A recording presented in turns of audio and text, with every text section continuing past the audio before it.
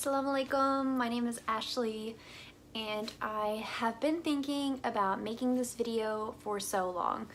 So I wanted to share the story of how I found Islam, converted, because I get asked so much.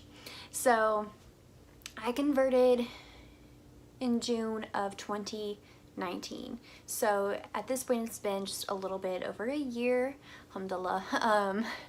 It's been quite a journey, and for some people it looked like my journey was 1 month, but for me I think it probably started when I was in college.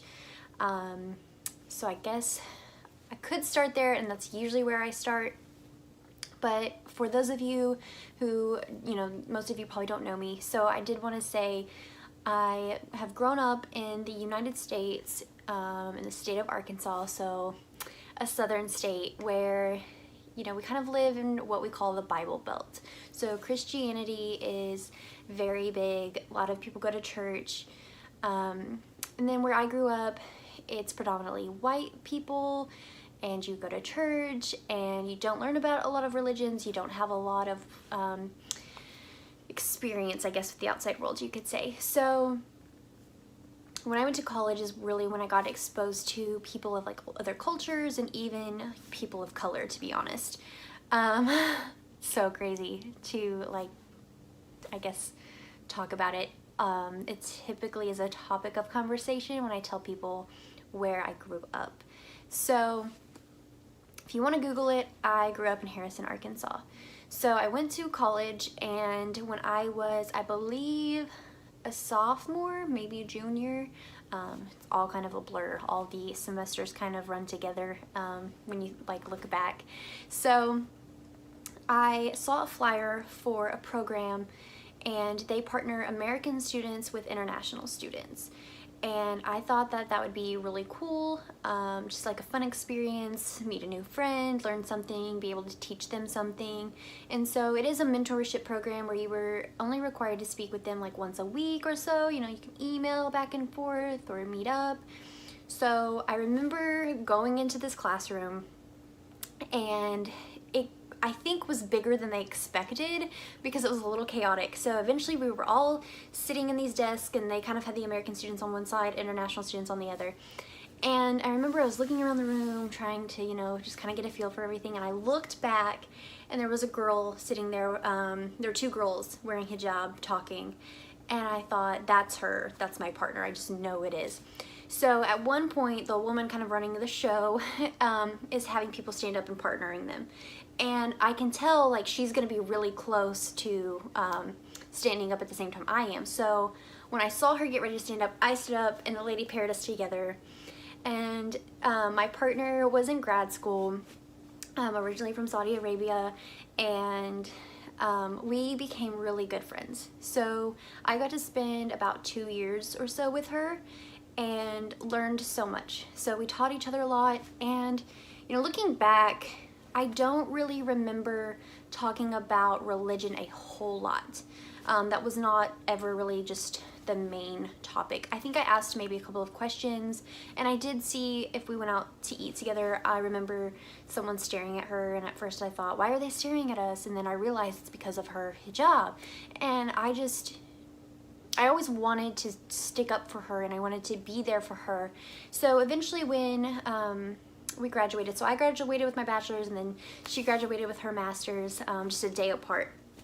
So she left, and then that following January I was in grad school, and the night before World Hijab Day, so World Hijab Day is February 1st every year, so the night before I find out about it, right? So I think Facebook. So I decided to take part in World Hijab Day.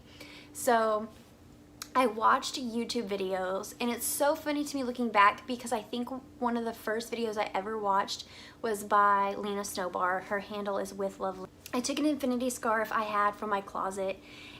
I practiced, and it's so funny because looking back now, I actually reached out to somebody who had converted, and I said, hey, does this look okay? And she said, yeah, that looks great. So I did my best to recreate it the next morning, and I remember reaching for the door handle to leave my apartment, and I hesitated, and I thought, I've never hesitated before. I've been self-conscious about, you know, outfits and things like that and getting ready and, you know, how my hair looked. And I thought, I don't know how I'm going to be treated today. But I was kind of trying to prepare myself to handle anything that came at me, I guess you could say.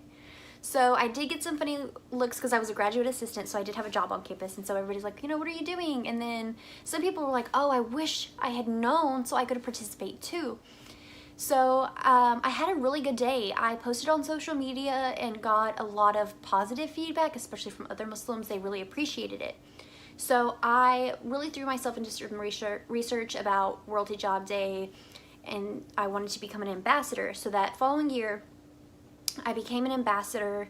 I think that was 2017, and I ended up moving to a larger area, larger city, but still kind of small for Arkansas. But I worked on a different college campus, so I actually attended their day and kind of hung around with them, wore it again. And then the next year, so 2018, I said I want to hold my own event in the city. So I had told some girls at the college or at the university that I wanted to hold this event, so they said something to some women at the mosque who got in contact with me and said, hey, we want to help you. So when we had a little meeting, and I remember I went to a small mosque that's kind of used for like classes and things like that. And I go in and I talk to this man and I told him who I was waiting for.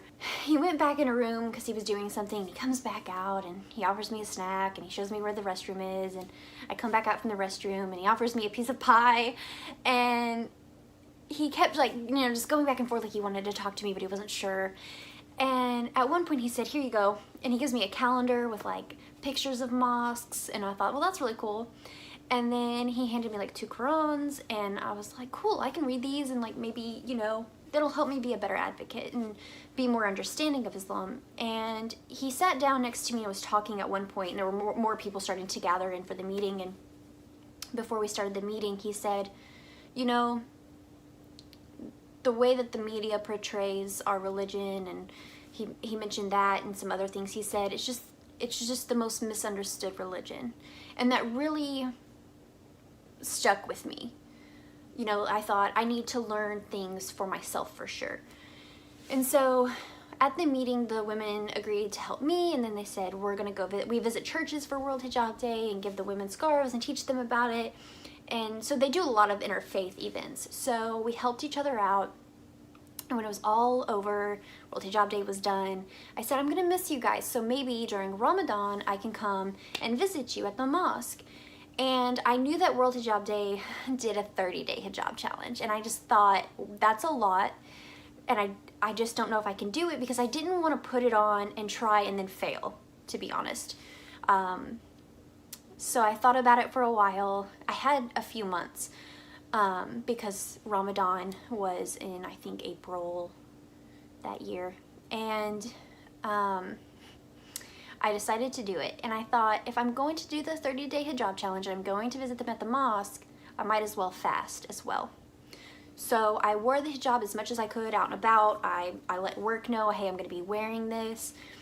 And I was at the mosque almost every night. There were a couple of nights I couldn't go because of work, because I was traveling at the time.